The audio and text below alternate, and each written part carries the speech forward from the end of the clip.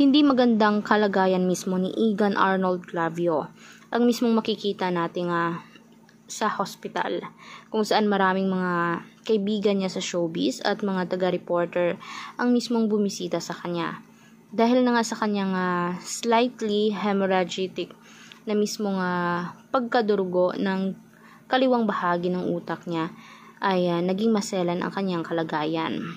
Naghantong ito sa stroke at naging infection sa kanyang dugo at nagkaroon na rin ng komplikasyon.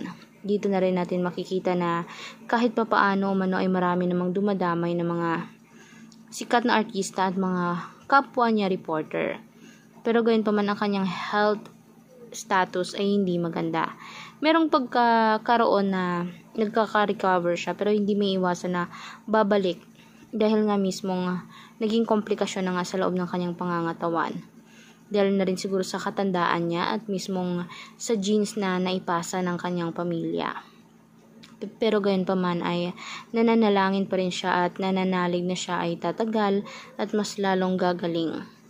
Pero ang kanyang sakit ay talagang umabot na sa stage 4. Pero ipinapataas na lamang niya dahil alam naman umano niya na makapangyarihan naman umano ang prayer.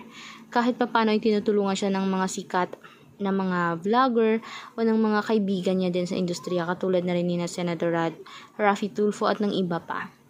Kaya let's pray and huwag kalimutan mag-subscribe, i-like at i-share ang ating videos on public. Salamat mga kanetesen.